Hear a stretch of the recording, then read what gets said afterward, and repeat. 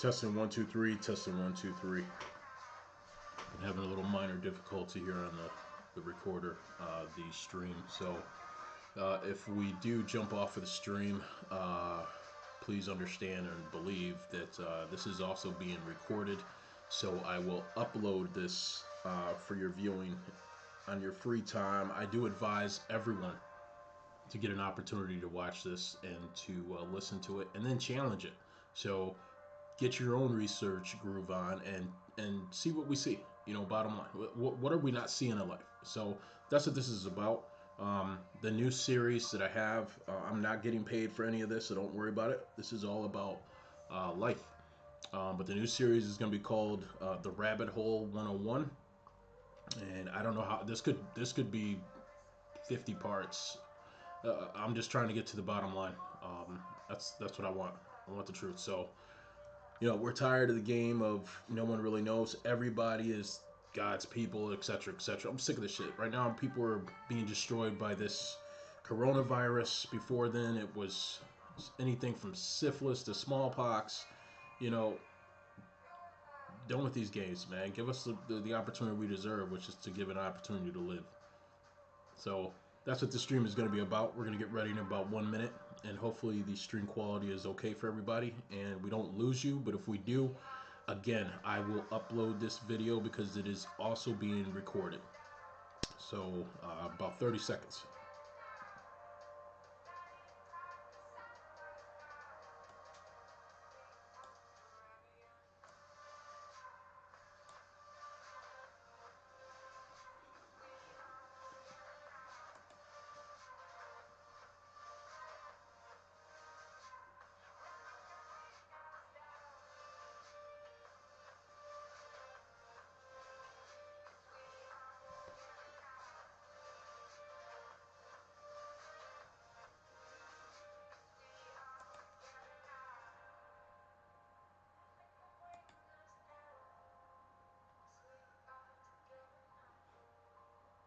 All right, hopefully you're ready. Hopefully I'm ready. I have no script. All I have is open windows on this laptop. So I know everybody's getting ready for their Super Bowl. How are you? If you know me, that's great. If you don't, that's okay too, because it's not important. I'm the world's biggest nobody, so you don't have anything to worry about. I'm not a threat to you or your family. I'm just an agitator in life. I was born that way. I can't control that. Um, Everybody's stressing nowadays. We don't know how big this coronavirus is going to get. Uh, there's nothing we can really do. We have to be wise here, um, and try to avoid this thing. Try to kick this thing in the butt and beat it. But this video today, this stream, is all about. Let me rephrase this. So it's so easy for someone to come along and say, you know, why are you crying over spilled milk, or why don't you just let it go? It's in the past. All this other bullshit. You know what? I'm gonna try my best not to swear a lot first. Okay. Very important for you guys to see this. So I don't know if you've seen the opening screen. So let's go back to it real quick. This opening screen. So what is this about? Well, for all the struggling Jehovah Witnesses families out there, the past, present, and the future ones, they've all run into the same reoccurring problem. The problem is there's so many secrets behind the organization that they don't know what to trust. They were told up front and taught that, excuse me, they were taught that that they're God's organization, their direct channel. The governing body members are basically in a meeting with God every other fucking day or something like that. I don't know what they try to say. And then, of course, we have our elders that run each individual congregation. You have your ministerial servants, pioneers, all of it. Believe me, listen, I talk through respect first because I was born and raised in this thing.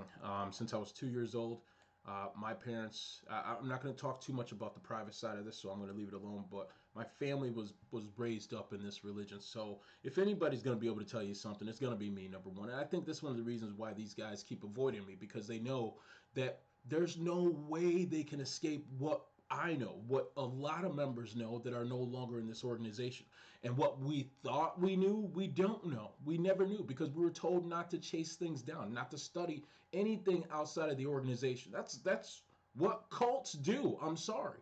We didn't know it was a cult. We were raised to respect ourselves, respect the Bible, turn the other cheek all the freaking time. Now we understand. Now we understand.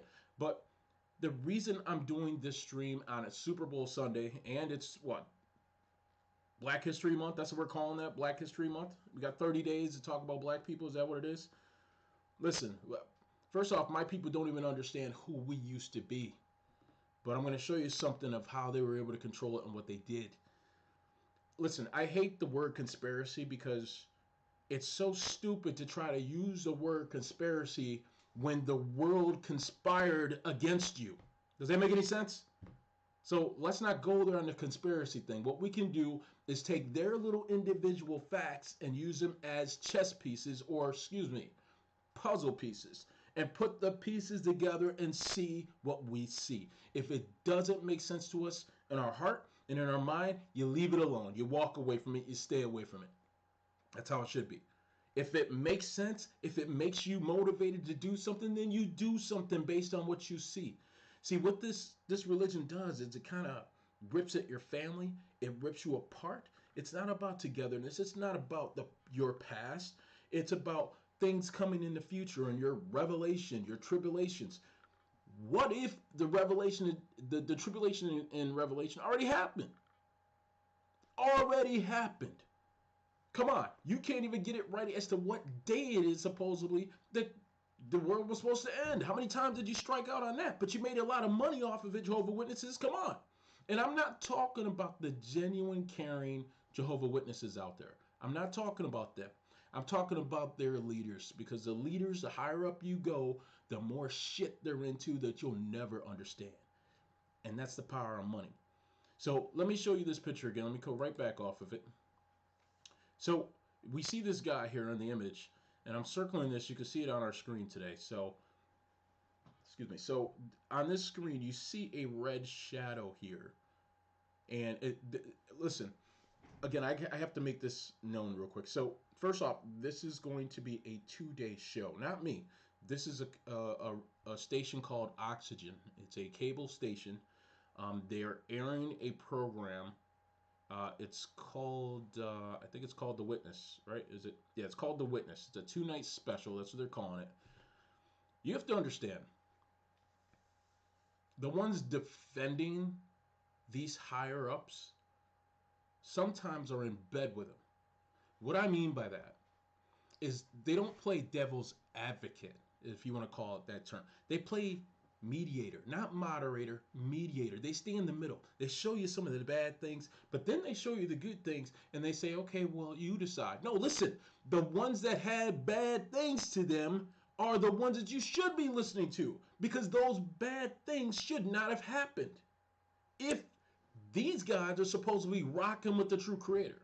Because they told us a story that, just like Santa Claus, ironically, just like Santa Claus, you know, he the creator knows when you're sleeping, he knows when you're awake, he knows if you've been bad or good, so be good, because you're gonna die if you don't, if you're not. Do you understand what's going on? How is it that the true creators saw these people getting raped, pillaged, whatever? They cry out to the creator and pray to him. Remember, they're told, take it to Jehovah, let Jehovah handle it. That's what they tell you, right? So they do that, nothing happens. The crime was already done against them. Have we heard that in past times before? No, not really. I've never heard of it. Yeah, we've heard of it. It happened to slaves. Remember that? So let's just go down this partial trip of going down the rabbit hole real quick, just because I have to talk about this, because people are going to watch this program. It starts next Saturday, 8 o'clock Central or Eastern time, excuse me, on this Oxygen station. So we're going to watch their little clip for it. But what I'm trying to show you in this little video here, in this screen that you have here, so you have a gentleman facing the light, number one. So he's already facing the east. That already tells you, it already tells you that these guys putting this thing together know what group these guys are at the top are in. If you know anything about Masons and Moors, that's all you need to know. You don't need to know anything more. I'm not blaming all Masons and all Moors, but what I am telling you is look at the Luciferian setup right here. You got the black and the red right there automatically. But let's just look at this shadow here, okay? Look at the shadow of this, and it turns into a tower, right? So our governing body member, or whoever this image is, the leader of the church, whatever you want to call them, for Jehovah's Witnesses, facing the sun, and the shadow produces a tower. Do you think that's what it's about? Now, it's a little deeper than that. See, because the tower has a color to it, doesn't it? It's red. What's the red for? That's blood. We know that. We know that. See, but if you just look at it for what it is, it's nothing. It's nothing. But you see the faces here. They're showing you the faces of the blood that's been sacrificed to this tower. So we need to understand what the Watchtower is all about. In fact, their little magazine called The Awake used to be called what? The Golden Age. If you remember the first couple things C.T. Russell talked about when he was beginning his church, he talked about them belonging to the Order. That's one of the oldest secret societies out there. But he put that out there publicly. So we can't look at that as a conspiracy. He put it in his own words. Look up on Google, if you want, anytime, C.T. Russell, The Order. Done. Read it. It's in a PDF form. Read the whole thing. He's the one that tells you that the true creator created the first secret society. We didn't learn that as a Jehovah's Witness. Where was that in the scriptures? But yet their leader, C.T. Russell, said that. Now, it's easy to say, well, wait, this guy doesn't know what he's talking about because, we left the teachings of C.T. Russell alone, when Judge Rutherford came along. Before I end this video, I'm going to show you your little judge who's not really a judge. But you know what? Out of full respect for our President Trump and his man, Rudy Giuliani, let me show you something real quick. No disrespect to Rudy. All right? Rudy, there you go. All right? But this is the exact same level that your Judge Rutherford was on with C.T. Russell. So let's look at C.T. Russell as Trump, and let's look at Giuliani here as Rutherford. Rutherford was never a judge, but he was a lawyer. He was a lawyer for who? C.T. Russell. Come on, when Russell started getting sick, who was going on most of the trips for him as his representative? That was who? Rutherford. Period. Did the rest of the members know that? No, because it was kept in secret. Well, how the hell could you find that out? We're going to go down that road, but I'm going to try to make this stream and this video as quick as possible because I have no script. I just got to get to it because I want people to understand both sides of this coin before they watch this television premiere next Saturday on Oxygen. So let's just watch the preview real quick of what they have to say. Here it is. And of course, I got to start again. So, like I said, I have no script. This is what I get for being as old as I am trying to do this, but here we go. This is where I grew up. I would never go back if I didn't have to. There's too much bad here. This is the Kingdom Hall of Jehovah's Witnesses. This is where it all began. I no longer can be silent. I remember being lifted up out of my bed. I said to my dad, I think something happened to me. Okay, I apologize. So, again, like I said, I'm getting better at this. But I forgot to switch the camera back over for you. All right, here we go. All right, our stream looks okay. Everything's moving good. Okay, let's try that again. So I apologize. Here we go. Oh, my God. All right. I'm getting there. You can laugh because this is funny. All right, here we go. This is a serious subject, but let's get it. So this is Oxygen's presentation of The Witness, which premieres Saturday, February 8th at 7 Central Time, 8 o'clock Eastern. And it also, part 2 of this, there's 2 parts. So part 2 of this is the next night, same time. Here we go. This is where I grew up. I would never go back if I didn't have to. There's too much bad here. This is the Kingdom Hall of Jehovah's Witnesses. This is where it all began. I no longer can be silent. I remember being lifted up out of my bed. I said to my dad, I think something happened to me. we didn't know how many other victims there were. And still don't. For the last 5 years, I've been covering Jehovah's Witnesses child sex abuse cover-up. If you ask a lot of Jehovah's Witnesses how child abuse gets handled in their congregation, it would come as a total shock to them that it's not supposed to be reported to police. The elders know, and that's what angered me. The leadership is knowingly protecting the identities of pedophiles. The elders in this congregation did not call the police. Neighbor, it'd be best if you go ahead and leave. I absolutely believe in religious freedom, but as soon as their conduct puts kids in danger, that's when they become my concern. It was the worst possible nightmare I could have imagined. He had me right where he wanted me. I knew that if they yelled, nobody would hear me anyway. In this organization, the predator has more rights than the victims. They think they are above the law. They've got a whole database of abuse going back decades. We'll never know the true scope of abuse unless we get to see the Watchtower's child abuse database. Those files are marked Do Not Destroy. You could try to do a search for do not destroy, but you'd come up with child abuse, Robbery, fraud, assault, and murder. murder, any abhorrent sin. That much sin going on in the Jehovah's Witness? Objection. How many child abusers are out there who have never been reported to police? I never told anybody again. More victims are piling up. It is their ticking time bomb. I will not stop talking about this. We need to get the database from inside the Watchtower. This isn't just one congregation, it's everywhere around the world.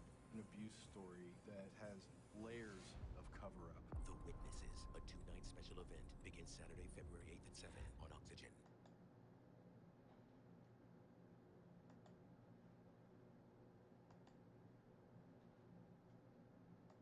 All right, so let's go into some things that we do know. This is a 990T form from Watchtower Bible and Tract Societies, Pennsylvania, from their 2015 report.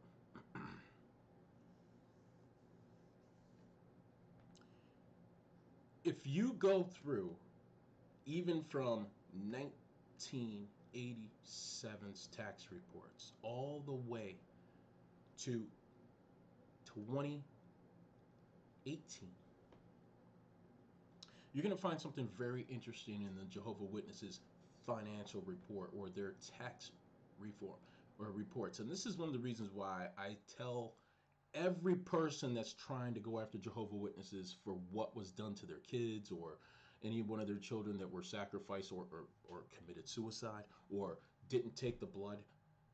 You know what I mean? Because, you know, they forget to tell you that, you know, when they did the whole blood thing, that the doctor that they used to say, yeah, these blood samplets are better, or the plates, these are better instead of using regular blood. They forgot to tell you the side effects. They forgot to tell you the negative failing report. So Jehovah's Witnesses, their lawyers and their upper bodies defended it and did not talk about that at all. It wasn't an issue, and they forced it down the throats of their members. Remember, what did their members do before the no blood law? But yet they were still baptized. They were still allowed to so-called be in God's hands and still had the promise, right? But then they call everything new light. You only have new light when you're in darkness. Period. So what are you afraid of the dark for? You ever think of that?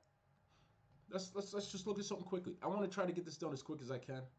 I want people to understand both sides of this coin, because the bullshit behind all religions, I understand everybody saying that they feel that they're in God's favor. That's great. I can't take that away from you. In fact, it's called freedom of religion. But religion has always been known as one thing: religion. You are reorganizing a legion. What legion? Why didn't we know this type of teaching when we were in elementary school? When we were even new to learning these different religions? See, we're so apt to say, listen, you know, as long as you have God in your heart, you got this, you got that, you'll be good. You'll be good. You'll be good. So how come it's not good enough to stop freaking death? Huh? Because people came to this land looking for the fountain of youth, for a dude by the name of Prester John. Look that stuff up in the Arthurian studies. This is before your Bible shit. When was the King James Version written? Anybody know that? See, if you do your homework and start asking simple questions, you'll get simple answers, and those simple answers help you solve the complicated questions you can't answer. But yet, these elders or these people that run your churches are the ones with the answers all the time. But they run out of answers when you stop giving them money. You ever figure that out? So let's just look at the money concept for a second here, okay? 2015 report. And I hope I'm not too loud. If I am, turn the volume down. That's all I can tell you, because this whole channel thing is just whacked out. I mean, it's on a wavelength that's just totally different. Let's get right to the point. In this report, you got it right here in front of you. Now, I'm not going to leave you a link to this. All I'm going to do is tell you this right here. And this is the reason why I'm streaming this, why I'm recording this. In fact, let me make sure we're still on. Oh, I guess we're still on. Okay. My fingers and toes are crossed for you on this. Okay. So, I don't care about the businesses. Look, Milestone Real Estate Investors. I mean, come on. That's investing into companies no matter what, right? Who's Tenasca? I mean, they've had this report for years. They've been in bed with this group. I don't care about that. I don't care. I don't care. What I care about? Two major things with Jehovah's Witnesses. Two. Number one. Because remember, they accept all the donations they can from their members, right? But they don't tell the members what they do with that money. You read in their little Watchtower and Awake magazines about the stories of, oh, there was an African guy, or even a guy from Italy that traveled. He had to walk 17 miles just to get to a book study. Get out of here. Uh-oh, I think I just blew my speaker. I apologize. Hopefully you can't hear this hiss. Hold on. Let me see. I think I just blew my speaker. Hold on. Let me make sure we're still streaming, because... No, I guess we are. All right. Let me keep going. So, anyway, you see where my point was going, right? So, let's just take a look at something. There's some names on this little list here. This is the 990T form. We see this, right? I don't care about any of this stuff. I don't care about any of this, because you don't have to actually report 100% of your total gross. You just have to show some form of reports, okay? We know that. We know that. I've never done it. I've had to show everything because I don't want anything coming back on me. But let's just read this. It says, name of foreign country in which organization has financial interests. Now, ask yourself this question. If the profits of these stocks are coming from the interests or something along those lines in the stock, and that's how you make a profit, that's great. But what does the term financial interests mean? So if you were a Jehovah's Witness, if you're not, if you used to be, if your neighbor is, they're not going to ask their elder that question. They're not going to ask their governing body member, because the body member is going to say, take that up with the law office, please. Boom. And they'll hang up.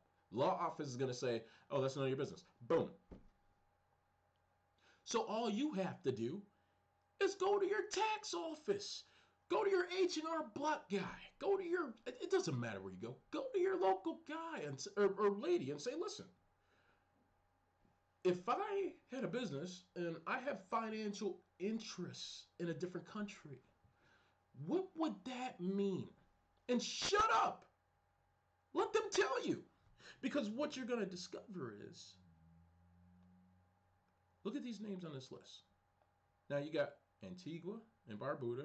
We got Bolivia, Costa Rica, Finland, Georgia's on here. Look, even Israel's here. Israel's right here. Madagascar, Maui, Sierra Leone. There's a lot of stuff going on in Sierra Leone right now.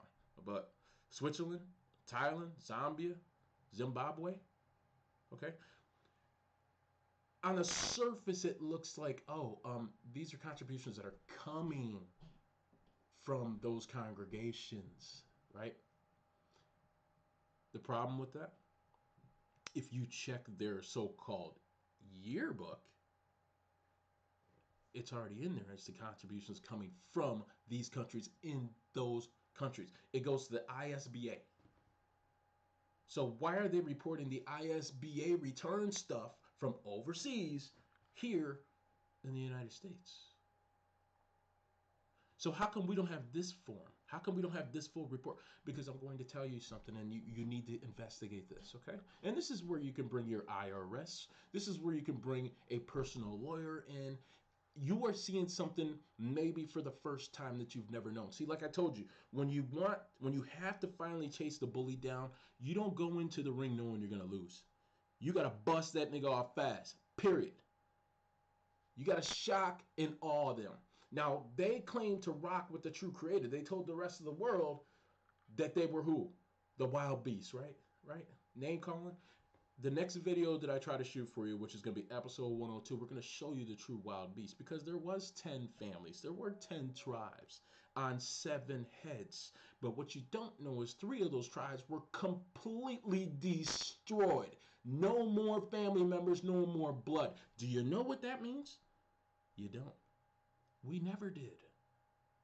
We never did. We thought they were 10 kings that were from the past that are presently on this 7-headed beast. So what are you doing in bed with the same 7-headed beast that you claim you're not in bed with? What's meant by that? Jehovah's Witnesses have been involved with the UN for years. When you thought they came out in 1992 and said, oh, well, we were there just to use their library. Bitch, what do you need to use their library for when you have a direct channel to the creator? All you have to do is say, hey, God, thanks for meeting with us this week. So these are the concerns this week. We're trying to figure... You don't go to the freaking library of the UN to do what?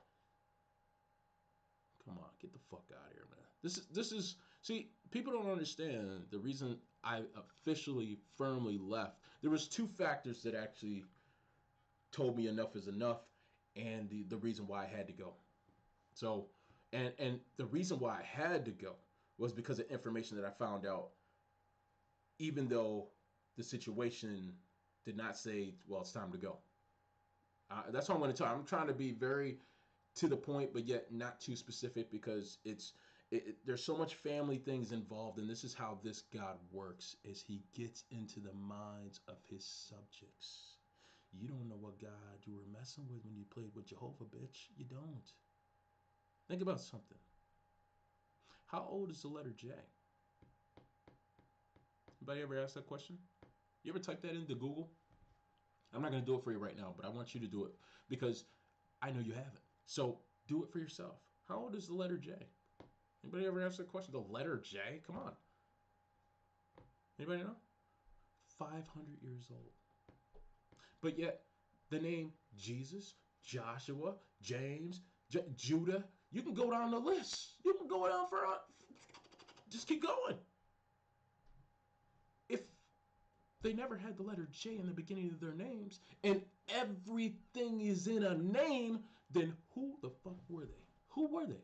This isn't out of disrespect to them. This is a question that would come from the homie in the back of the classroom with a headset on, listening to his music, and his teacher, his history teacher's up there acting like, you know, they got all the credit, they earned all the degrees, and that kid's got that one question. He takes that headset off, and he says, hey, teach, I got a question for you. And that's exactly what happened to me when I talked to these elders and asked them one question, just one. See, and they had the nerve to throw back at me, and I'm going to tell you what they said to me. And then I'm going to show you in all their books. It makes no fucking sense. But I asked them, I said, where are black people in this Bible? We were told not to ask 2 things as a Jehovah's Witness, and every witness, current, past, present, it doesn't matter. Every witness knows. Number 1, you don't ever have to ask, how old is God? Remember that? It's like, oh my God, don't go down that road. Don't go down that road. That's not important. That's not important. I found out the second one you're not supposed to ever ask is about yourself. It's not, so how am I supposed to like win this war in this Bible? I don't, no, it's, where's my people? See, the second you pull the race card, that's what they call it. Kind of makes you sick. See, because let's go back in our Bible history real quick. Ready? Here we go. So in the Bible, we kind of think, man, this could be black people. This could have happened to, but it doesn't say black. It says, we got Italy over here. We got the Romans. We got the Galatians. That's not Africa. So right? Okay. So ask yourself this question: their Jesus baptized who? Who did he baptize? The Ethiopian eunuch? I hate to do this right now, but I'm going to do it anyway. And I hope this is still streaming. Let me see. I guess we're still going because I got kicked off like just before I started this. So I'm not even knock on wood. Ethiopian eunuch, right? Let's forget Ethiopian. Forget it, because if you know your Arthurian studies, you knew what the phrase Ethiopian meant. So let's just scratch that, okay? Scratch that. Scratch that. Let's just put in one word. Eunuch. Eunuch definition. That's all we want. Go to Google. I'm doing the same thing you can do. Watch this. Now let's make sure it's the right word. Ready? Eunuch. Woo! Oh, I'm sorry. I didn't get that. Say it again. Eunuch. Okay, we're there. So let's just read what Google says. All right? Since Google loves to brag about knowing everything, let's just read Google stuff. I mean, we got rid of the encyclopedias. It's all Google now. It's all Google and other search engines. So let's use the search engine. It says, a man who has been castrated, especially in the past. One employed to guard the women's living areas at an Oriental court. So let's ask the Oriental people something. And this is no disrespect to Asians at all.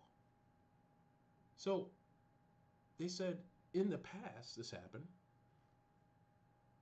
And they said after they've been castrated, they're employed to guard the women's living areas, right? So I ask every Asian in the world. Now, they even said, well, wait a minute. Aren't you Asian? You're a Negroid, right? Aren't you Afro-Asian? Okay. So who's the person that got castrated here? It says a man, right? Or is it saying, well, any man that's castrated is a eunuch, right? So in that Bible, they tell you that an Ethiopian eunuch was baptized, right? Baptized.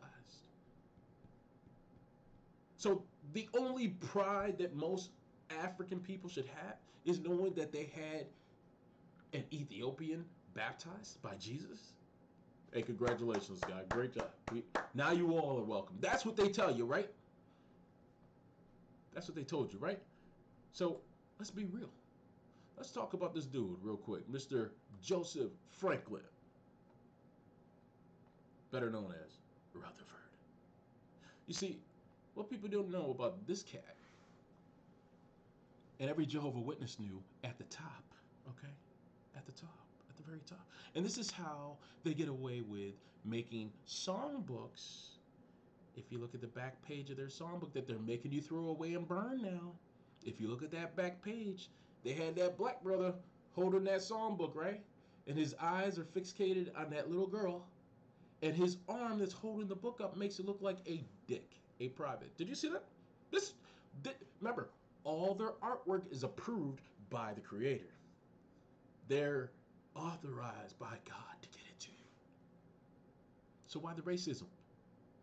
Oh, well, that was accidental. Anybody can mess up artwork, right? So go back to your Awake magazines in 1923 through 27 if you want, and pick out any story. Because one of the main stories this cat decided to write was that even black people can come into God's favor. And what happens to black people when they come into God's favor? Their skin gets lighter.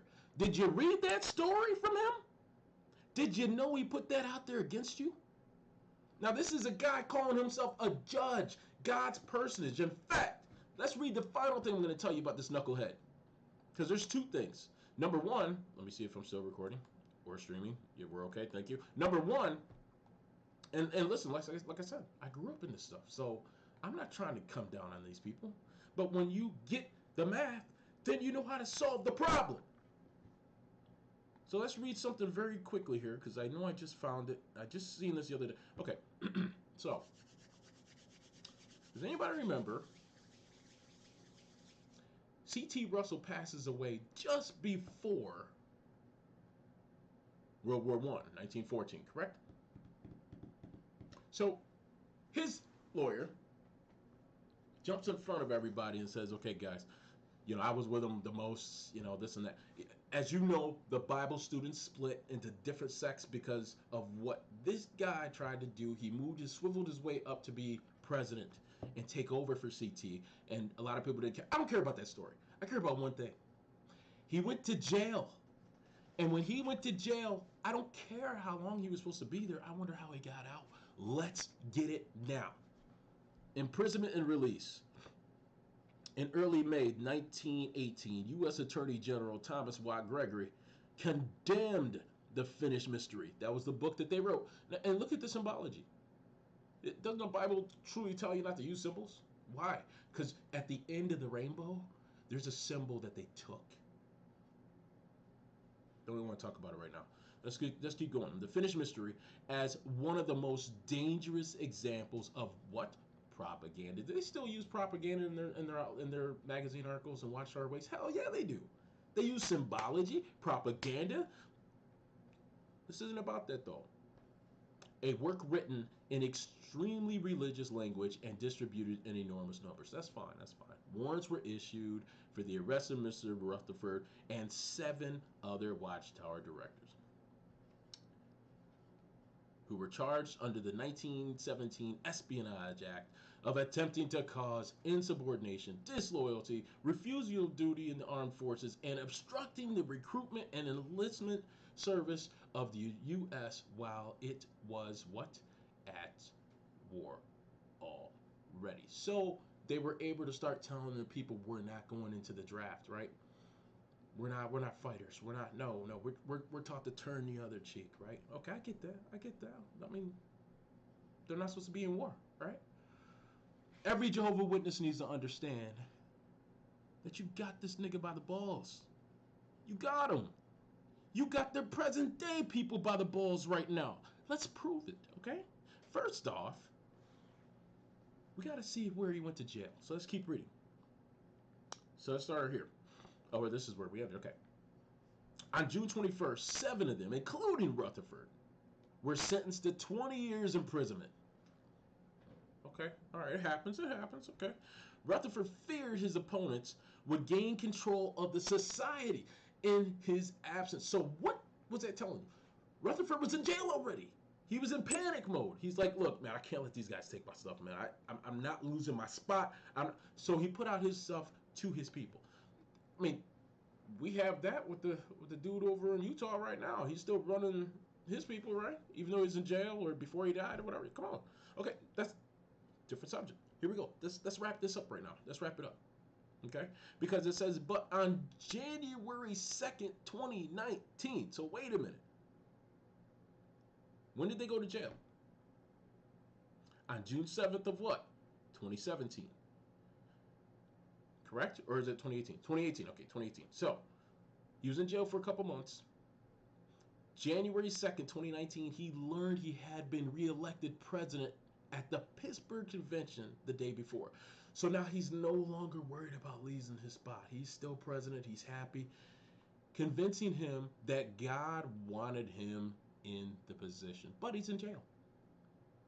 So now, let's get to the nitty gritty. You ready? On March 26, 1919. So now we're 3 months after it. He's still in jail. Remember, he got convicted for 20 years.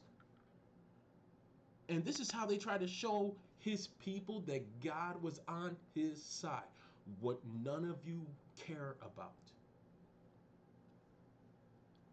is that he took $500,000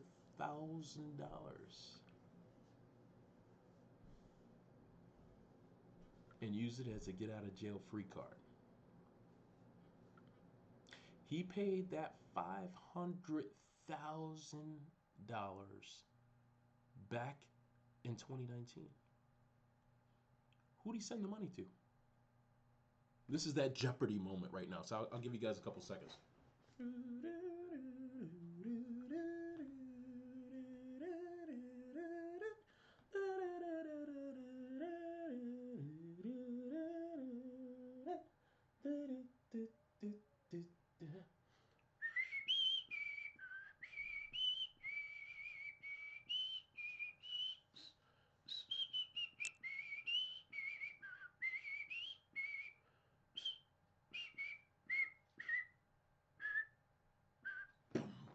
Okay, you ready?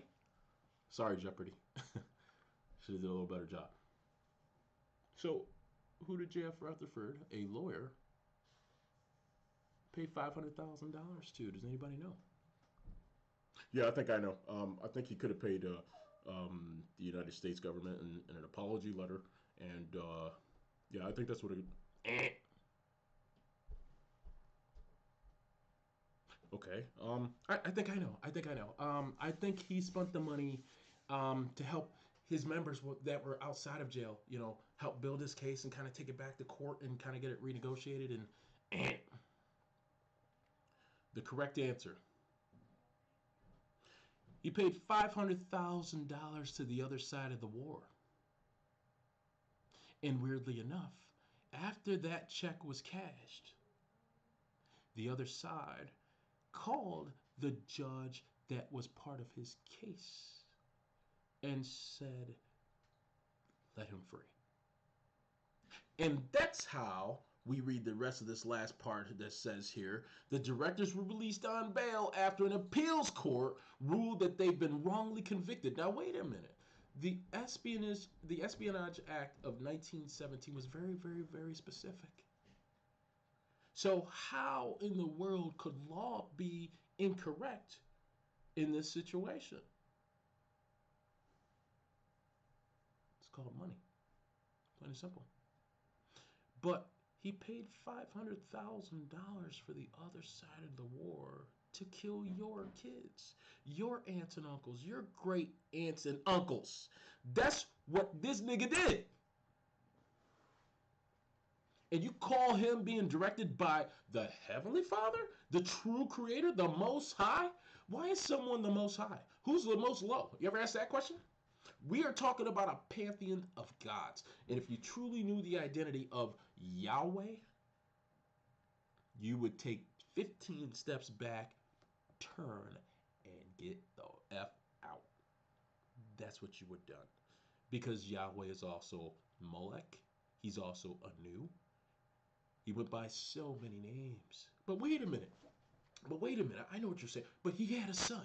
And his son came to help deliver us. And this is so touchy. And I get it. But in life, we can only learn to walk based on who taught us to walk. That's simple. I gotta move along here. I gotta move faster, and I apologize. But I had to tell you guys that about your little judge, who was never a judge. So just pull this up. faithleaks.org 2016 PDF. That's all you gotta do. And you'll see a list of names right here. Take this to your H&R Block guy and say, hey, what does this phrase financial interest mean? Look it up in Google. You will be 900% amazed. Then backtrack. Then research their little file that they have on this Elizabeth lady that died in the early 1900s that gave them stock. They're not supposed to accept stock or buy stock, but they took it. Now, wait a minute. Ask yourself this question, because that same stock file is invested in Facebook, invested in MGM, invested in war, invested in everything. Why haven't we known this? Listen, it takes a broker to stand there and sign your name on the dotted line that you invested. You reinvested. You had to do it. She's honored, or that person is ordained by the organization to go ahead and make those changes.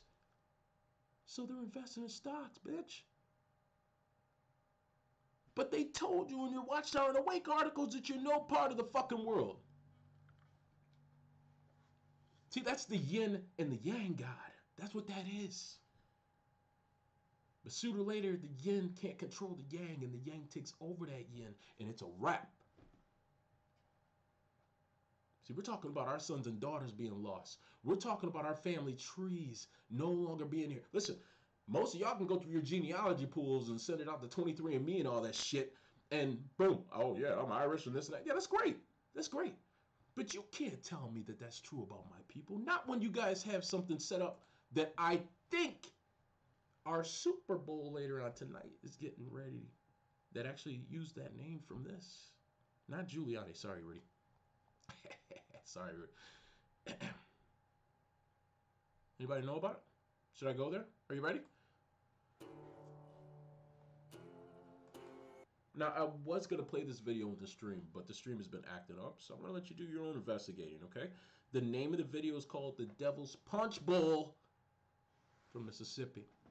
And I asked you a question because I'm going to save this for the third video I shoot because it's so devastating, and now I get it. And I wish I knew it. Listen, I played football. I didn't get a chance to play in college or high school because I was told not to go to college. The world was going to end, this and that.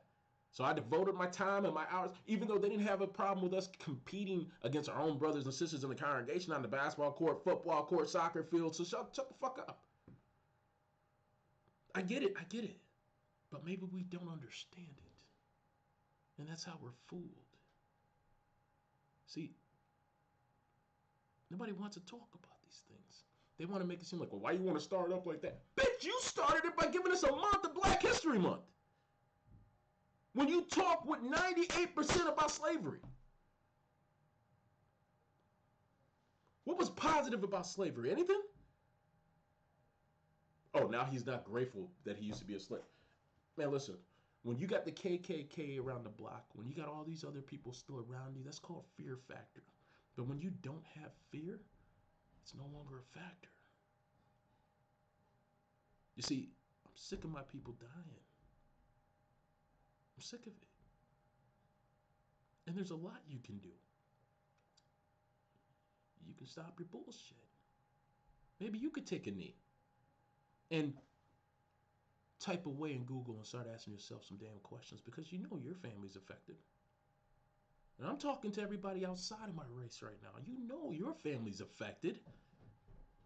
You know it.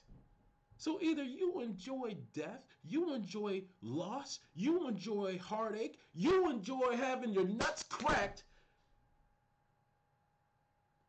by these bitches that rule the world,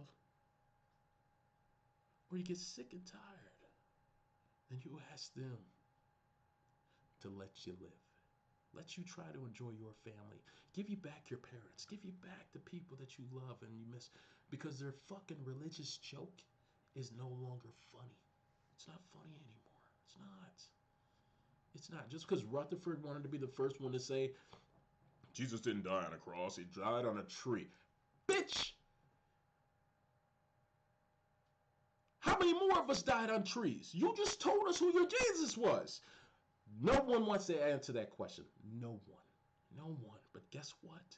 Jesus had you doing a practice, right? During the Passover, it's called the drinking of the blood and the eating of the body. Who ate people's bodies and drank their blood? You ever ask yourself that easy question? Did you know that some of the books they burnt were the books that told you what they were doing to the bodies? See, if you control information, you can put control on knowledge. They told you in religion that faith is the expectation of things hoped for. So you can hope to pass a test all the fuck you want, but if you don't study, you ain't passing. So what's the difference between faith and knowledge? See, the ones at the top have what they call the knowledge. It's also known as wisdom, right? Wasn't King Solomon the wisest? So everybody else was wise, but he was the wisest. But we don't even have a freaking clue of who Solomon really was. We don't even understand who David was. So if we don't understand him and we're calling him the wrong fucking name, how the hell could we call on him for help? Did you do the math? Because guess what, people? That's the mystery. That's the mystery of all religions. Period.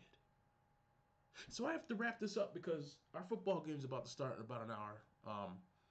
I think, you know, you got a great offense versus a very good defense again. Defenses usually win games, win Super Bowls.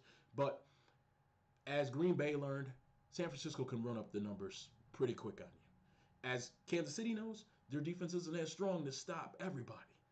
But they stopped enough. So you got that immovable object versus, you know, that whole concept. Listen, I think it's going to be a 3-point game, but it's going to be a high-scoring game. Not that I'm a betting guy on that shit, but I'm just trying to tell you that from the surface, that's what it looks like. Anyway, I think Kansas City might pull it off. But you got to understand, you got the Chiefs versus the 49ers, right? Chiefs 49ers, Chiefs 49ers, Chiefs 49ers. Indian priests, also known as the Prester Johns, priest kings, right? Versus the guys that came hunting for gold, the 49ers, right?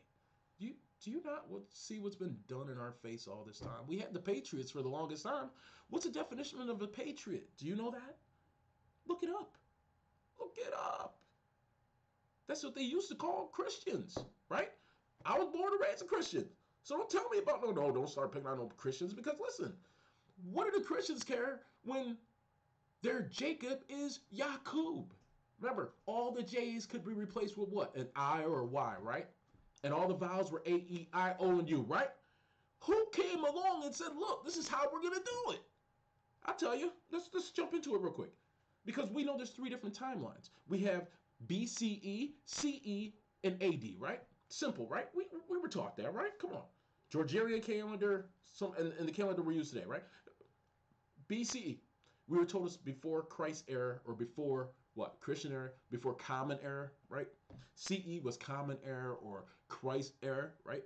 So Christ lived from 0 to 33 years, right? So that would have meant that Christ's era would have been over when he died, if that's the case. And did AD kick in then? See, I ask these questions because you got a book out there that told a totally different fucking story, and you know it. You know it. We found it. We found it. And in that book, or group of books, it tells you what BCE really means. It tells you what CE really means. It tells you what our modern day AD, or after whatever, really means. Do you want to know real quick? And then go look it up for yourself. You ready? BCE means before conquest era. CE means the conquest era. And guess what AD means? After defeat. Well, in order for you to become a slave, you had to lose. That's all I can say right now. That's all I can say right now. Because I'm still learning. I'm not playing a guessing game here. We're taking real things that they bragged about and cost. The book I read that in, $6,000. Yale University. When you look through that book, a dude with white gloves has to turn pages for you. Did you know that? We know nothing. We don't know enough about where we even live. We don't. We don't. Name a couple other names that America was called before it was called America. Do you know that? It's on their maps. Did you know that? Look at the maps of the 16, 15, 1400s. Look at them. Just type it in Google. Then ask yourself, well, wait a minute. I've heard that name before. Well, wait a minute. So don't throw the conspiracy shit out there, because I can give a rat's ass about that. Not when you conspired against my people, period. So we can either sit at a table on Skype, or sit down and just talk and ask each other questions, because we're all trying to do one thing. We're trying to solve what's being done to the world right now, period. We're trying to help fix it. We're trying to help change it. I mean, it's just sick. I don't even want to go here with this video. I just told you about the punches, the devil's punch bowl. I just wonder, that's all. Because if you understand where football really came from, why that football's colored the way it is, no one ever asked those things. Nobody. Did you know the guy that created basketball? We just lost Kobe, right? That's the saddest tragedy ever, and I hope they don't close the investigation on that. I hope they don't. Because any pilot knows that if it's foggy or even too foggy, you're not going to keep going forward. You're going to turn around and say, guys, we just can't make the trip today. It's that simple. It's that simple. So I hope they don't close the book on this and say it's done. I hope they keep investigating, because they're going to learn something. We need something that makes sense, not something that doesn't make sense. That crash made no sense. I'm not just talking because Kobe was on board, his daughter was on board. What about the other 7 friends? Those were people too. I'm not talking about that. I'm not talking about the planes that hit the towers in the city. I'm not talking about that. You know, I'm not talking about this coronavirus. I'm not talking about that. These are problems that we can't fix because we don't know shit. That's why you get taken advantage of. Because what we say is what it isn't necessarily always what it is. And they know that. That's what makes them elected ones. So I'm gonna close this real quick. Let me go to the two other things real quick and get done. Smallpox, we need to talk about that, but I don't want to talk about it right now because it's gonna piss me off right now. I don't want to go there. So what I want to do is just clear my throat. I showed you the IRS form right there. You need to look it up. Then ask yourself what the hell is going on. Has anybody ever seen this picture before? Anybody seen this? Anybody? You know, 6 minutes. They can't kill us, right? Let's watch this video. Look at these towers. Watchtower. And I'm not just picking a watchtower, because this is in Italy.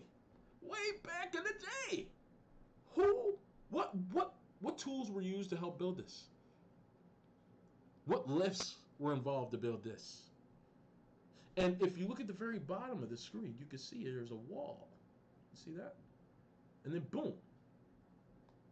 So that tells me your very concept of the term watchtower is coming from this land, this area. And all you got to do is find out who was in the area, and you got these niggas right up the butt. You got them. You got them by their ass. Right there. Got them. Got them. And if their so-called God was Yahweh, what should that tell you about Yahweh? And that's a tetragrammaton? Excuse me. That's a tetragrammaton? Tetra means what? Grandma means what? Grandma means letter, right? Right? So tetra means what? 4? Or vice versa, one of the two, right?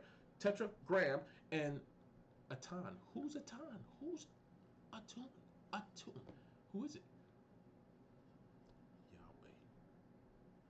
He's also known as, if you didn't know that, but the military knows about it. In fact, I want to show you this about the military real quick. Hold on a second. Did I? Oh, man, I thought I opened up the video for it. Oh, my God. I thought I opened... Damn it. I didn't know our military men have been singing this song with Jehovah's name in it all these years. I think it's called the Song of Elijah or something like that. This isn't anything against them. This didn't know they had our religion in them. I'm like, wait, what? There's a video out there. I think the song is called There's No God Like Jehovah. Just go to YouTube, type in There's No God Like Jehovah. First off, that phrase alone tells you there's other gods, but there's no God like.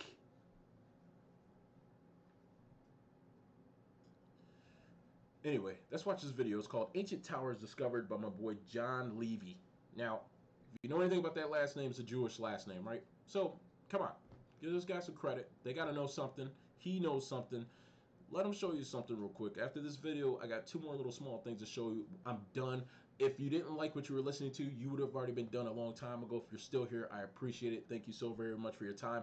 This is nothing about me. This is all about us trying to get to the bottom of this shit, because if this coronavirus thing just continues to go viral in a sense and destroys us, you're going to look back and say, hey, well, at least we gave it everything we had. No, you didn't. No, you didn't. What we need to do is label how the hell coronavirus came in. They told you that an animal was sold that had the virus. So that means this virus came from animals? Is that what you're saying? Did smallpox come from animals too? The Black Plague, did that come from animals too? Yes, because you said what? Rats? Rats brought it into the... Right? Let's get the truth, because that's the only way we can fix it. You have to break down that virus just to know how to affect it so it'll stop and kill itself, right? Let's check this video out real quick. 6 minutes, that's all I'm asking. Ancient towers discovered. Let's see what he's talking about.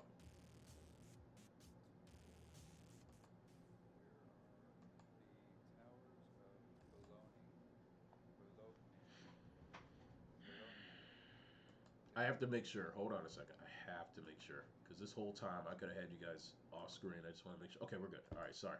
Wait, is this still streaming? Wow. I'm telling you, listen, no joke.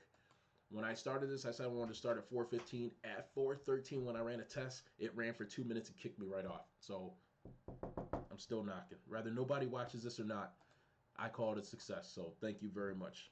Remember, we're nothing but a bunch of nobodies doing research. That's all we're doing. You ready? All right, let's get it. All right, sorry, John. Didn't mean to cut you off, brother. Get it. These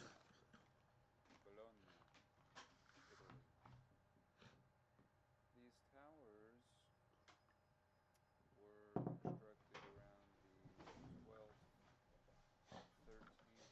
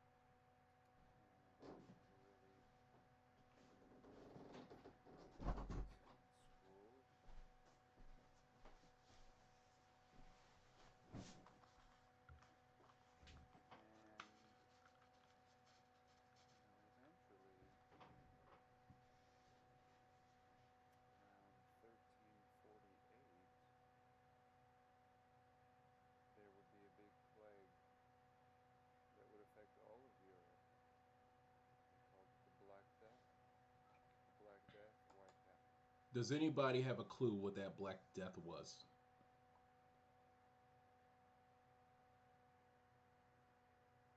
See, they had a couple plagues going on over there. Europe knows about it. Europe's old kings knows about it. They know.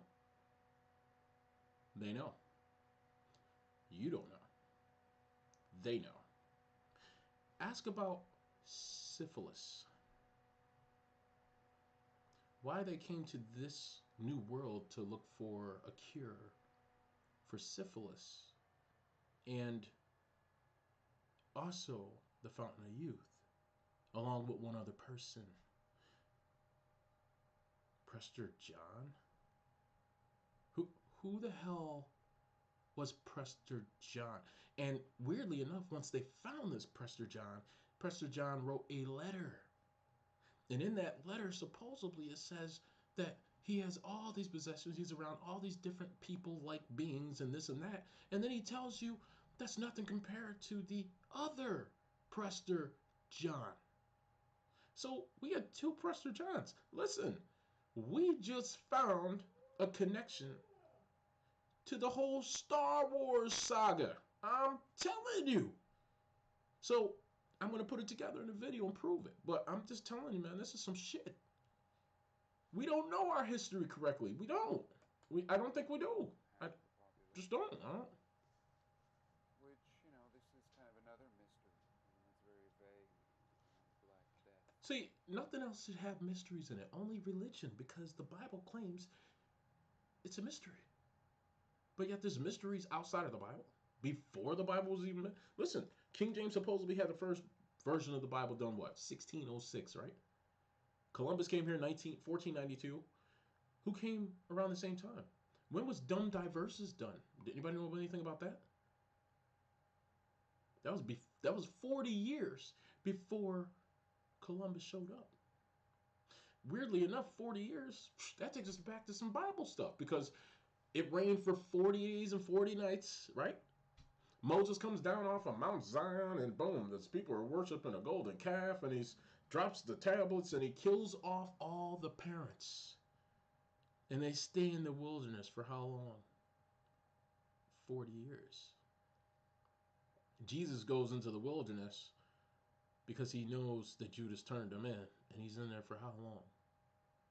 40 days, 40 nights. We don't ask the question about these 40s, do we? Because there's 4 sides to the pyramid, and if you put 10 years on each side, and you count those stones all the way to the top, first off, there's 144,000 stones. So this is how your little C.T. Russell put it together, that the 144,000 are the chosen ones. But yet they surpassed that number a long ass time ago, and they still can't get it right, because he used pyramid math, when that type of math came from a source, not the true creator. What's a pyramid to him compared to the rest of the earth? Compared to an ant? Compared to a squid? Nothing. I don't know. There's a lot to explore there, what this was that wiped out so many people, and I think at that point wiped out a big part of our history, and so that amnesia. But this town, San Gimignano, probably pronouncing that wrong, this is the one that was built in the 1st century.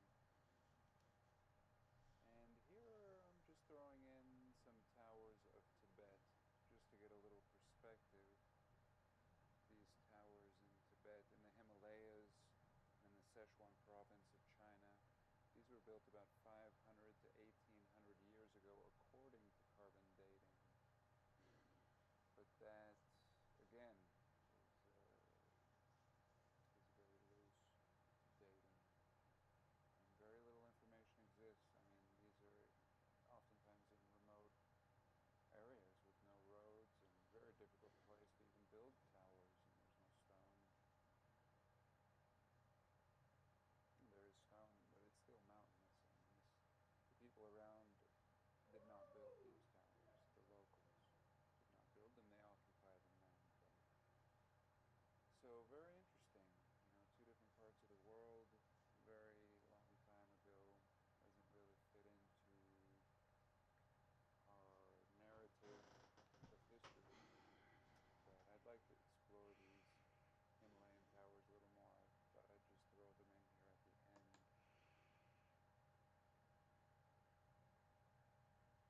Sometimes life is a little simpler than you ever imagined. Even the phrase Himalaya.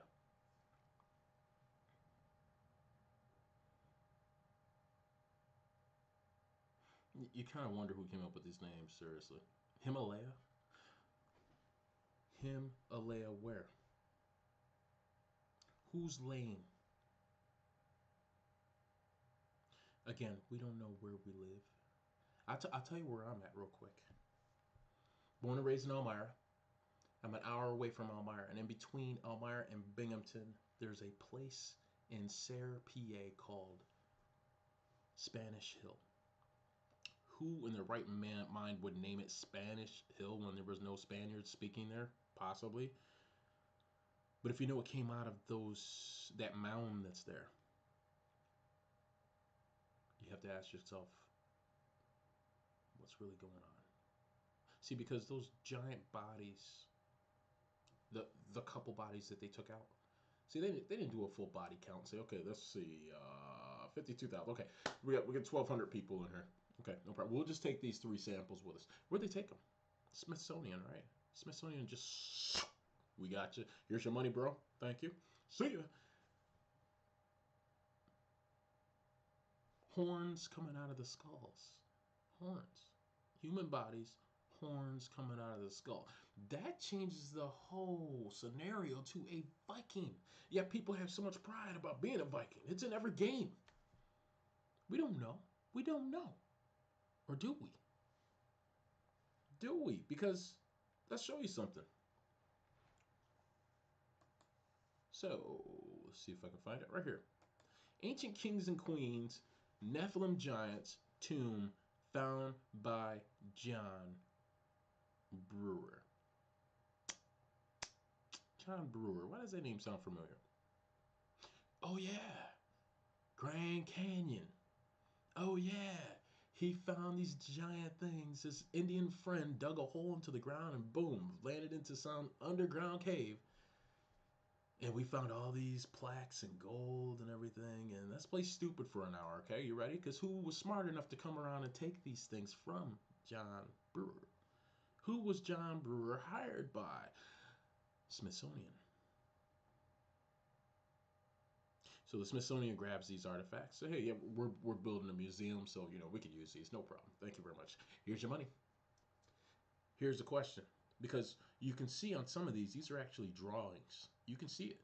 You can see the drawings, but I'm not going to go there. I'll let you look at the video yourself. You saw what the title was. But I want to show you some quick slides here. That's one of the cases that was found there. But I got to show you some things. So, now, you're talking about the life of a male Nephilim giant. That's what it says. But who the hell is that? Look. Who? What? You can see the teeth. Something on the frickin' nose. There's the temporary. There's the ear right there. There's the eye looking up. We can see. Is it a dog head? Is that not a dog head? Or possibly a dragon head? We don't know. We don't know. But I'll show you something. Watch this. Keep going in the video. Now, this is the actual drawing from the Indian guy that John Brewer had go look and led him to this cave. Okay? That just showing you what it is. Now look, we went from dog head to something totally different. Remember, this is what the drawing looks like on the coin. They show you that right here, right? That looks like a dog to me. I'm sorry. It looks, I don't know what the hell that is, like an informity or something. I don't know. Maybe it used to be a horn or something that got cut off. I don't know. But let's look over here now. And now we see the part on the head. So that was supposed to be this. And look, they got it on the other side right here. This is all on the plaque of what they saw inside the casket. So let's look at the brother. Let's look at the brother. Because people are looking at it saying, oh yeah, that's a Viking. Yeah, he's a Viking, man. We can't tell if he's Caucasian, Asian, German, Latin. Can't tell, can we? But history put us to the point that if we see somebody with long hair like this, oh, he's got to be at least white. He's got to be a white guy, at least.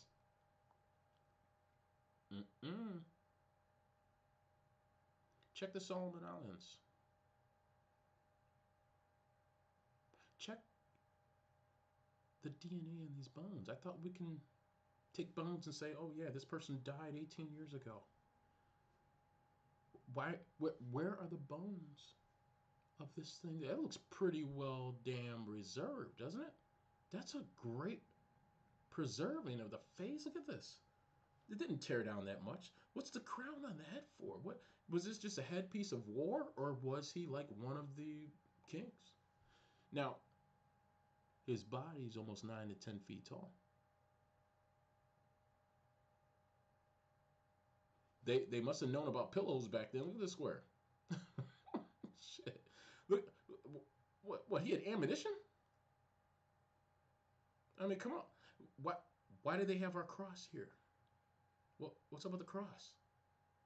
Come on, man. These are these are the questions that homie in the back of the classroom, or that emoji girl in the back that could really care less, doesn't like life, doesn't like anything, and you're showing this on the board, and they're like, psh, yo, teach. Those are the questions, and those are the questions that we should be asking Smithsonian. You got to know the Vatican has a lot of this stuff. Why the hush hush shit? Why?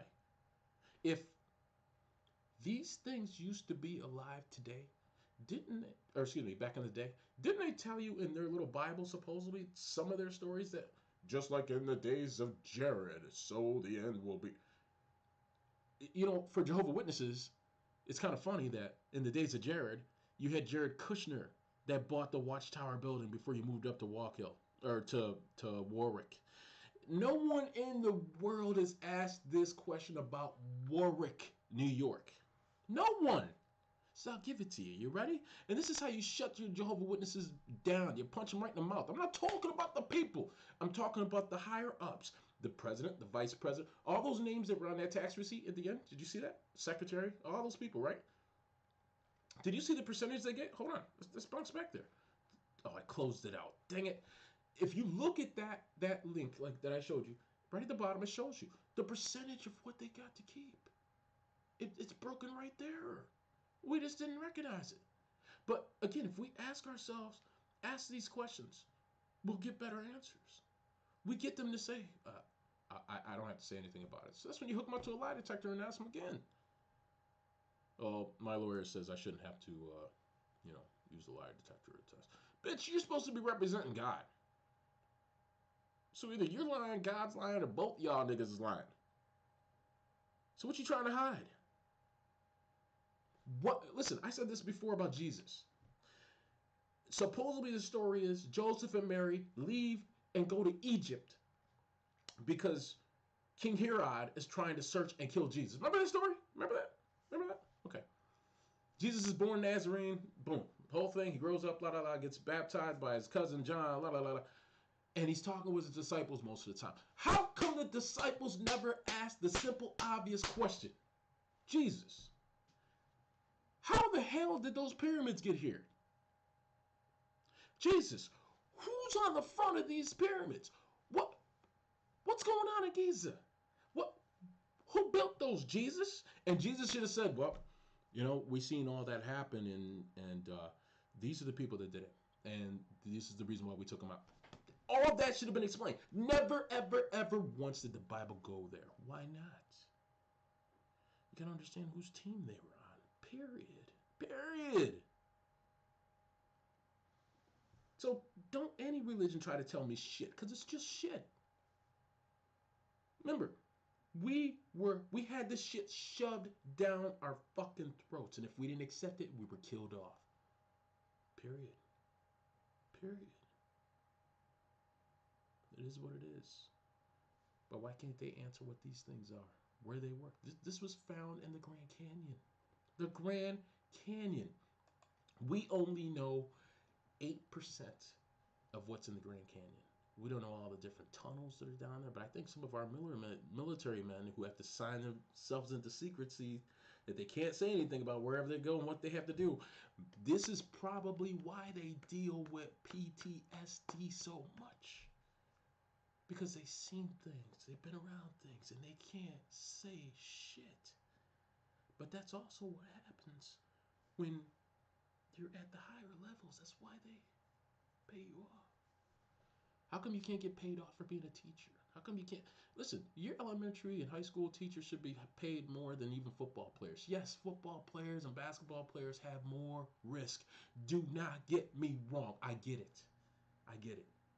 But if you're supposed to be molding these kids and turning them into tomorrow's LeBron James or whatever's, then they should be paid accordingly, don't you think?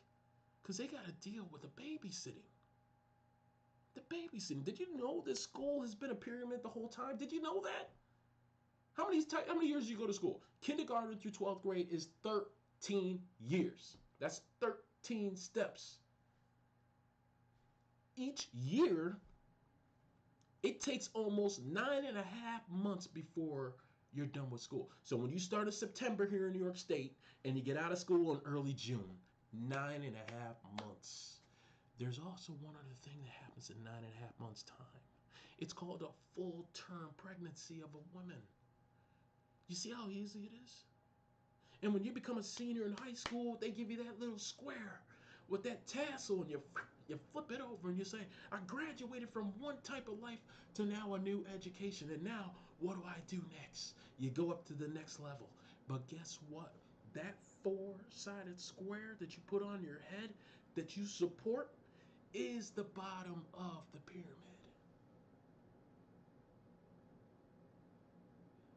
That's what I'm starting to see.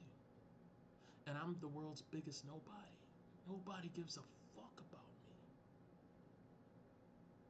I had the worst shit in my life. I should have been dead years ago. So what? I'm nobody. But you know what? We're tired of having to deal with death. Why can't we deal with life? Isn't it supposed to be that we're here to live? But the Bible tells you that this life is the test, that you're here to die. At the end of the Bible, it's death. But they came looking for the fountain of youth to keep living. They came looking to save themselves. See, the only escape that you ever had in life, I'm going to tell you, because I'm starting to see this. I'm going to tell you. The only escape you ever had in life is to know that you never asked to be born. So because of that, you should have the right to choose. You should have a right to investigate, research, ask questions, think about things, and then say to yourself, either I'm with that 100%, or I'm not rolling with that shit. That's the line that you make. That's the choice that you should have. Period. Look at this right here on the same screen. Now look, we got it on the front of this here. I don't know what this is. A little plaque. Maybe it's a thing that's over this dude's chest. I don't know. It looks like a blanket here, something wrapped. I don't know. He tried to draw this good. Look on the shoulders of this guy. None of this is freaking loincloth, is it? But look at this. He's got the drawing of the dragon or whatever the freaking animal is right here on his shoulders. That tells me he had a fucking certain pride with his shit. I don't know who he was fighting for, or with, or against, or if they all were fighting him, I don't know. This is just the king that was in this tomb. Watch the video for yourself. Look up more about these guys. I don't know. I'm just telling you what I found. Don't put it like, oh yeah, everything on YouTube, it's a joke, it's a fake, it's a this. That's great. But we know that John Brewer was real. We know that he did go to the canyons. We know that Smithsonian did take his shit. We know the Smithsonian went back in there after that. We know that there's areas in the canyon you can't go into because it's protected land. I made this a little longer than I wanted to, so I got to start wrapping this up. So I got two more things to show you guys. So there's a video, not this one. I'm going to save this one for last because it's very important. So This one, 13 minutes. Do we have time? It's 5:36. Kickoff is at 6:08 or something like that. Oh my God. All right. We're doing it. We're doing it. Listen. So, honorable mention. This video has honorable mention. It's called Tiny People, Giant Realm by John Levy. Get a chance to look at it. You've seen it in this video, so you can check it out for yourself on YouTube. We're going to bounce off of that. This one I want to show you, mythological or true lamb of Tartaria. We don't know who the Tartarians were, and we need to understand.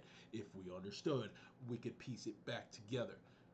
And then you're going to see JW Lives. I was going to go into the OSV, and only because I found out the OSP, which I've never even heard of before, is almost like a glossary book from Yahweh. Did you know that? From Jehovah. Look, it says, in the words of Jehovah and his angel ambassadors. Who are they? The archangels. Did you not get that?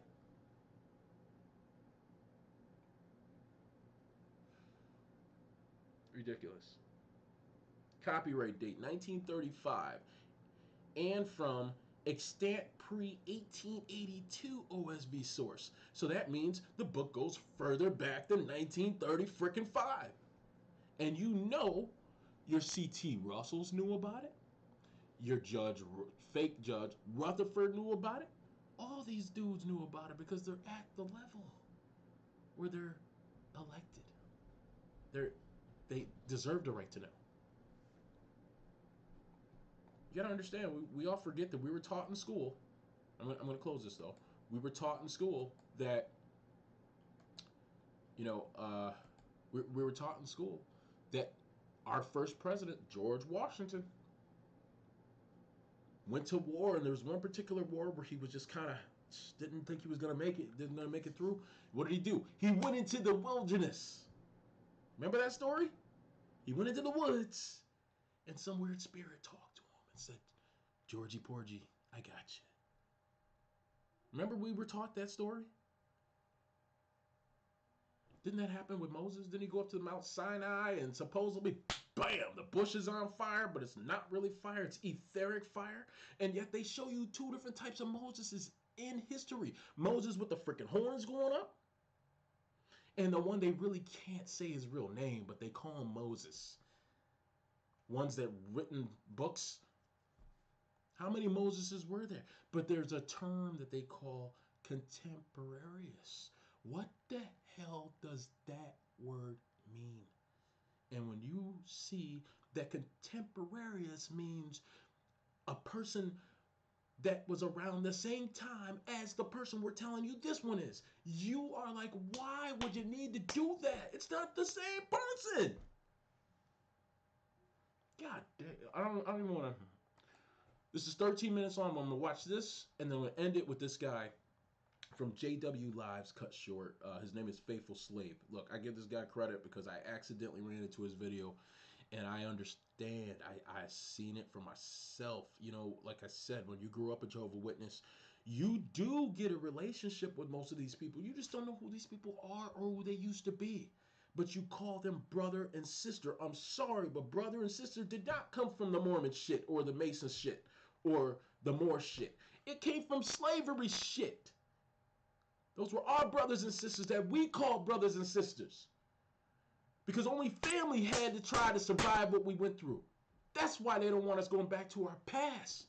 Because our past may help us solve our future. Period. Damn it.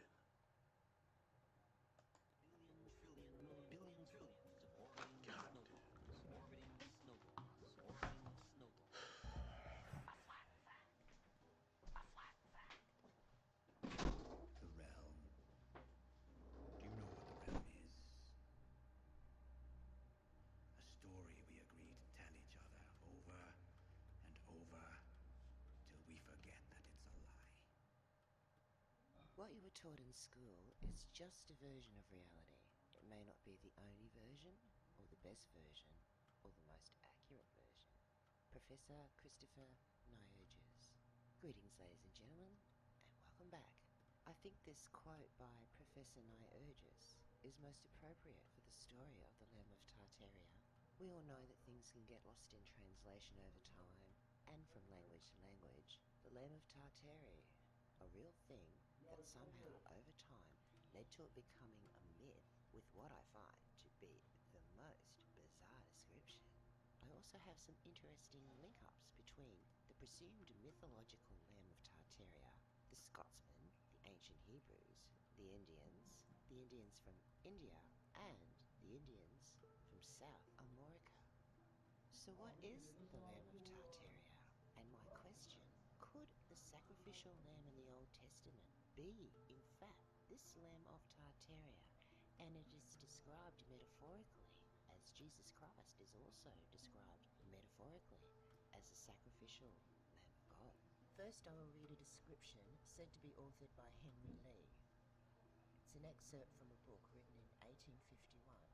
In a place called Scythia, in the land of Tartaria, it was said to grow a tree of miraculous form. There groweth a sort of fruit, as if it were gourds, and when it is ripe, men cut it asunder, and they find therein a beast, as if it were of flesh, blood, and bone, as if it were a little lamb with wool, and men eat the beast, and fruit also, and sure, it seemeth very strange. This story was later embellished and had the beast, the lamb, linked to the plant by an umbilical stem, so that it could browse on nearby vegetation, and when all the vegetation around the lamb plant was consumed, the lamb died. The story is often supported by the assertion that the barometz was a Tartar word meaning lamb. Henry Lee quotes from another source, a French book of about 1357, which is purported to be the recollections of travel stories from classic and medieval times of that English knight, Sir John Mandeville. Though the official narrative of today declares that the work of Sir John Mandeville was actually a compilation of stories put together by a Benedictine monk, and it is assumed that this monk never travelled further than his monastery's library. The source Henry Lee quotes from has a very long title, The Voyages and Travels of Sir John Mandeville Knight, wherein is set down the way to the Holy Land and to Jerusalem, and also to the lands of the Great Khan, and of Prester John to India, and divers other countries, together with many and strange marvels therein. I don't think he would get a book with that long title published today. For many centuries, the Lamb of Tartaria was considered to be a myth, and depending on which official historical document you read, some say it is still a myth. The Lamb of Tartaria was considered a mythological zoophyte, that is, a plant that is half animal and half plant, or plant-like animal. Other historic accounts document that this legendary plant was introduced to England by the knight Sir John Mandeville in the 1300s, and a specimen of this legendary zoophyte is said to be found at Lambeth Castle, Britain. This castle is still in existence to this day and still bears the name Lambeth Palace. The specimen held at Lambeth Castle was an upside-down fern, which was either a mistaken attempt to identify the sheep plant or an outright fraud. The specimen at the castle is Cybotium barometz, the golden chicken fern or woolly fern. It is a species of tree fern native to parts of China and to the western part of the Malay Peninsula. The fern's woolly rhizome was thought to be the inspiration for the mythical vegetable lamb of Tartaria. There is mention of a similarly described plant animal in Jewish folklore as early as 436 CE. This creature, called the Jeduah, Jeduah, an alternate name for the barometz, was like a lamb in form and sprouted from the earth connected to a stem, and those who went hunting the Jeduah could only harvest the creature by severing it from its stem with arrows or darts. Once the animal was severed, it died, and its bones could be used in divination and prophetic ceremonies. Are plants' bones used in divination and prophetic ceremonies? This is a grossly misunderstood translation of the text at one time. It is a plant. Plants can be analysed now to determine and discover things. Our medicines come from plants. In a portion of... There's one more thing that came from plants too.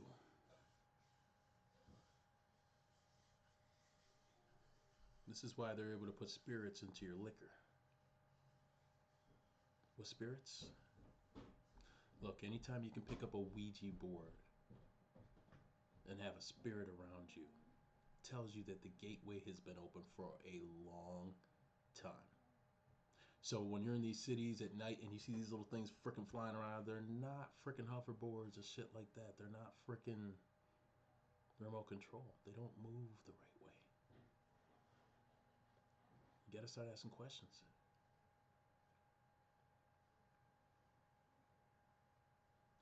We didn't ask enough questions. Before you get a diagnosis, you have to ask questions from the patients. What do you feel like? Where does it hurt? How long has this been hurting? Even if it's a mental problem. In the Mishnah Kilayim, there are creatures called the Now you heard it was Mishnah, Vishnu, all that type. I'm sorry, Hindus, but we have to go down this road because this coronavirus is getting stronger. All these other problems, earthquakes, all these things that they told you in the book of Revelation and their books of different things that said all these things are coming. Do we have to go? Can we stand up to this shit? Haste, which literally means Lords of the Fields. Remember, it's Adonai, right? Regarded as beasts. Two classical authors also seem to describe the exact same plant. Herodotus, certain trees bear for their fruit fleeces surpassing those of sheep in beauty and excellence. And Pliny, these trees bear gourds the size of a quince, which burst when ripe and display balls of wool out. This is one of the original keys. Keys of Solomon. Keys of the kingdom. They've been on the stones in Egypt. We have tons of artifacts that shows these beings standing by a tree with something floating over the top, but we don't know what the fuck it is, but we never asked enough questions as to what we saw. See, math is either science, life is either scientific or spiritual, right? They always religious or spiritual, you know. It's always been that little yin yang war, right? But look at the numbers. There's so many numbers in science. There's so many numbers in religion, including a book in the Bible called Numbers. Bullshit, man. Absolute bullshit. We can figure this shit out. Make cloths like valuable linen. So with the lamb of Tartary, one could make a fine cloth. So here now is where we find our famous link to the Scottish. The Scottish tartan. So let's have a look at the etymology of the word tartan.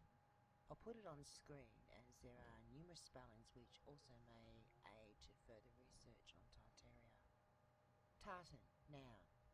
The spelling is likely influenced in Middle English by Tartarian, rich silk cloth, mid-14th century. From Old French Tartarian, tartar cloth. From tartare, tartar, the central... I gotta stop it there for a real quick second because it goes right back down to, remember they showed you mid-14th century, right? So we have, what time period was that around that time period? It's called medieval, right? Medieval. Listen, they know medieval meant middle. Middle meant what? CE. Conquest era.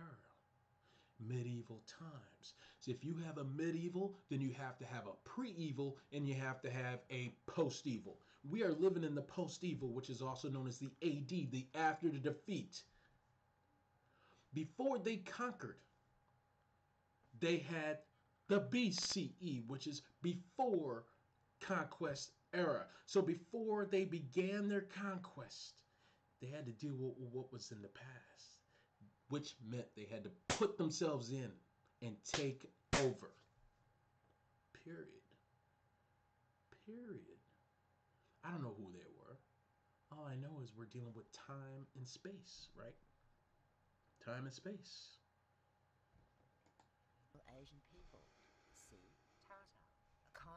fabric, mid-15th century, perhaps from Middle French taille. Strong coarse fabric, mid-13th century, from Old French tirette, kind of cloth from Tyre. Silk cloth, from medieval Latin tirius, cloth from Tyre. See Tyrian. Wikipedia says the English word tartan is most likely derived from the French tartare, meaning tartar cloth. It has also been suggested that tartan may be derived from modern Gaelic tarsain, meaning a cross.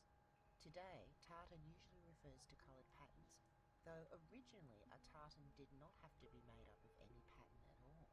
Today we still call the product from the lamb of Tartary wool.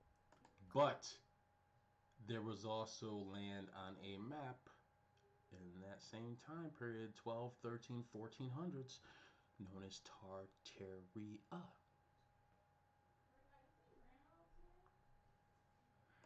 Cotton wool from the cotton plant.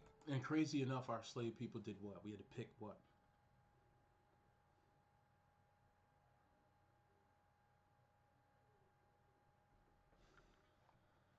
An annual growing herb belonging to the genus Gossypium of the Malvaceae family, or the mallow family. Cotton seeds contain oils that are a valuable source of protein. Those oils are what they call the anointed. Christos means anointed oil. Christos.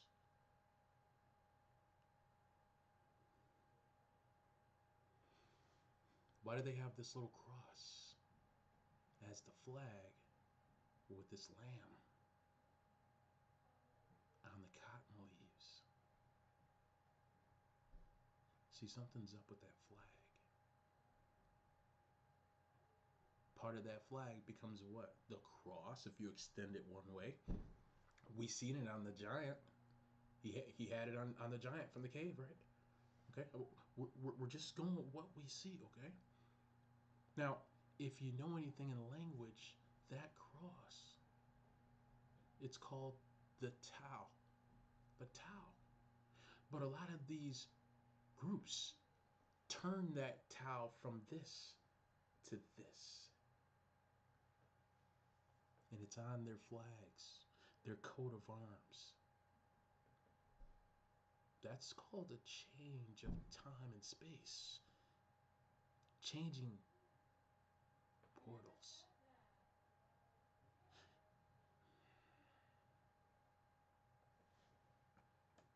Cotton.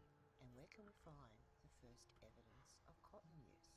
Scientists searching caves in Mexico found bits of cotton balls and pieces of cotton cloth, which means that it was woven, that proved to be at least 7,000 years old. They also found that the cotton itself was much like that is grown in America today. In the Indus River Valley in Pakistan, cotton was being grown, spun and woven into cloth 3,000 years BC. At about the same time, natives of Egypt's Nile Valley were Now, I hate stopping videos. I hate it.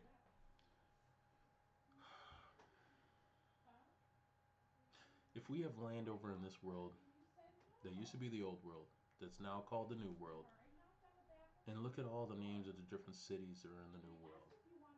They used to be part of the old world. Look at all these names. Look at all the thieves. Look at Luxor. Look at.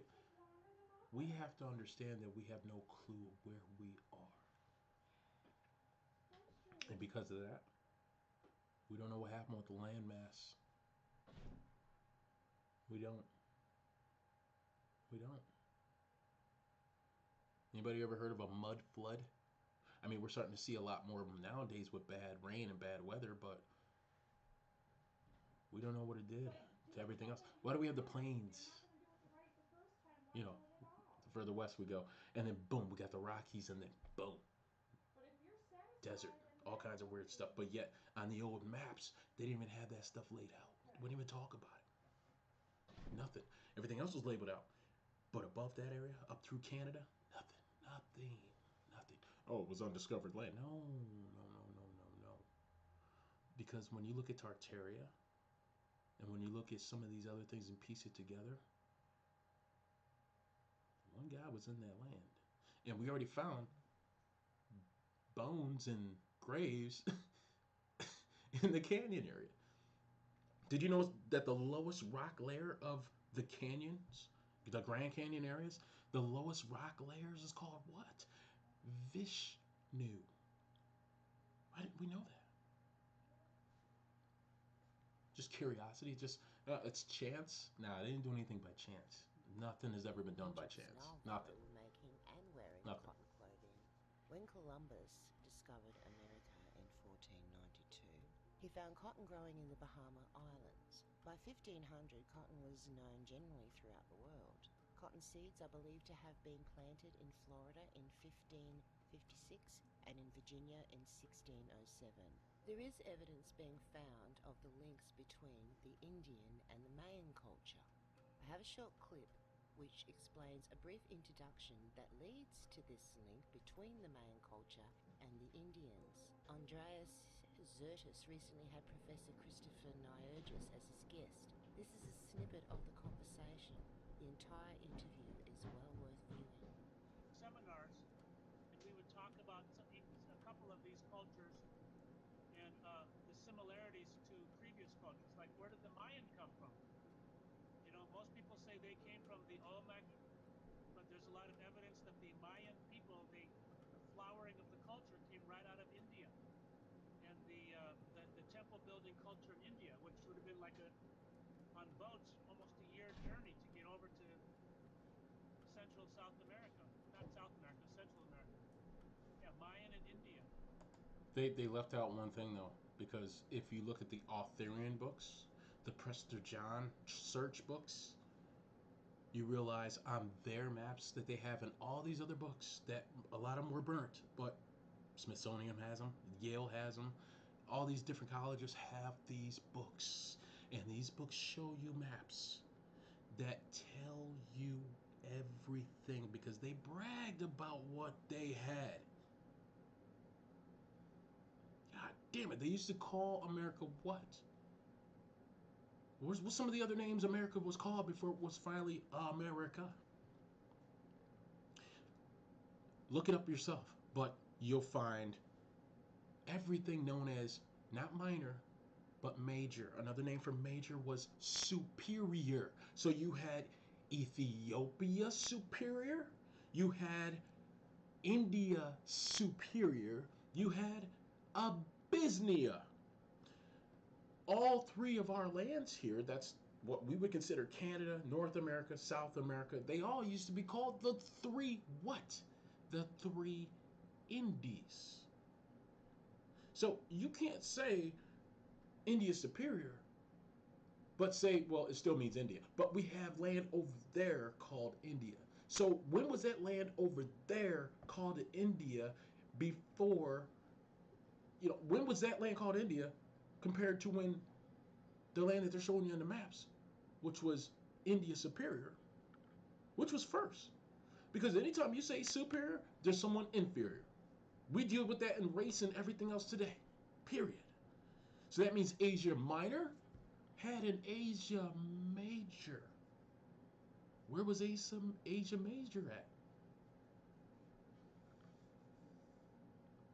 See, this is right exactly when you have that look from Eddie Murphy when he does his skit back in the day from Mr. Rogers' Neighborhood, and somebody knocked at the door, and you're like that's the look. That's the look. The similarities are just totally profound.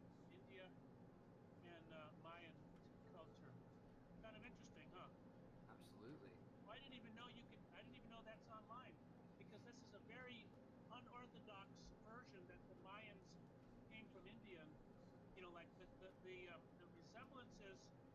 It's not just one or two things. The resemblances are like hundreds of resemblances in terms of the clothing, the postures of the people in the inscriptions, and on and on and on and on. There's like a lot of text.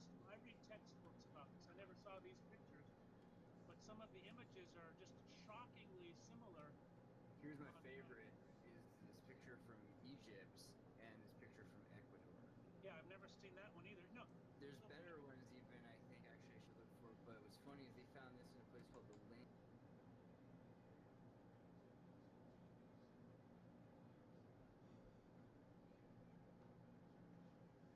Yahweh is the horn god, the sun god. Everywhere, even in Jehovah's Witnesses, with their magazines, from Watchtowers, the Awakes, look again. Look to see how they got his name Yahweh in the triangles. They got it as the rays of sunlight.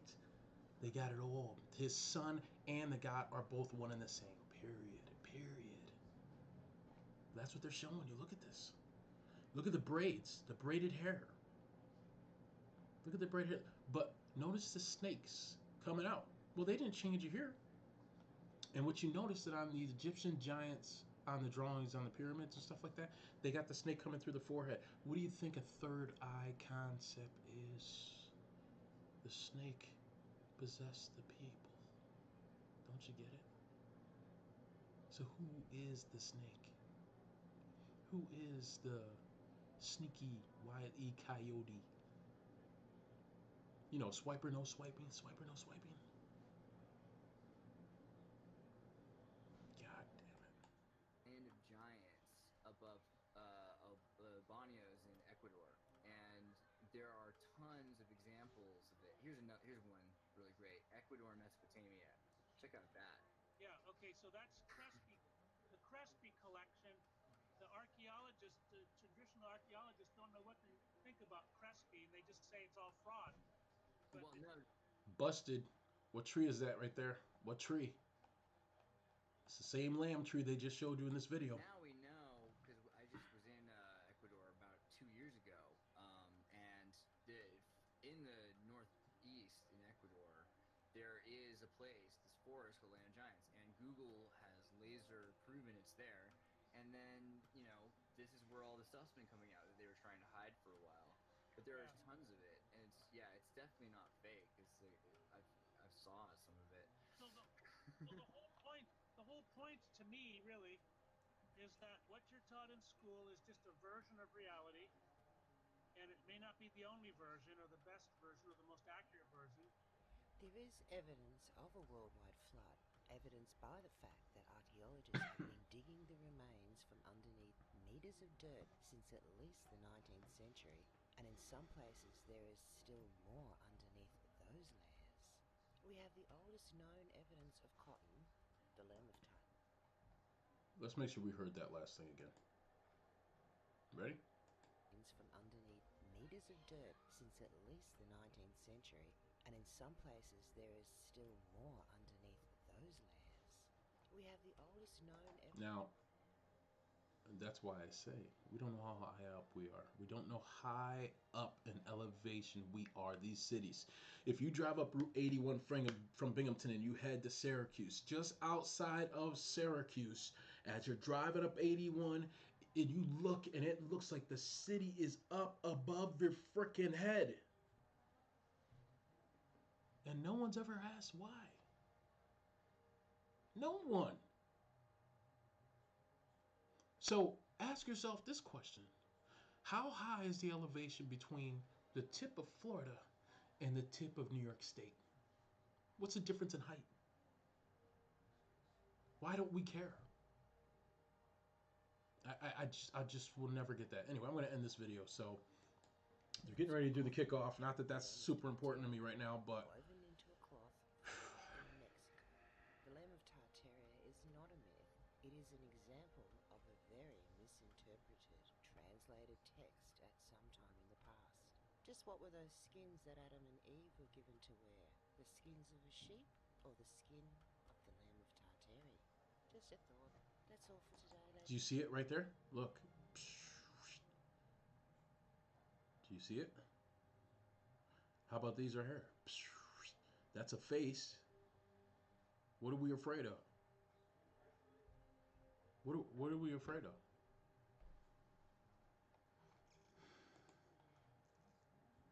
Well, let's end this right now because this went way over. I hope you can take bits and pieces of this and just, consider saying to yourself, hey, amazing, I don't know. It says it stopped streaming. No. Yeah, it froze. Shit. God damn it. Damn it. I don't know why. Why?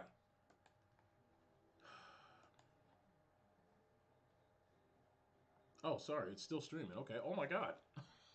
I thought it stopped. It froze on me. All right. I'm so sorry. All right. Ended with this final video. I was crushed there for a minute, but got it back. Where'd he go? Dang it. Did we close him out? Oh, we closed him out. No. Oh. Let me see if I can find him. Give me 10 seconds. I gotta see if I can find this video. I just had him up. What was his name? Dang it.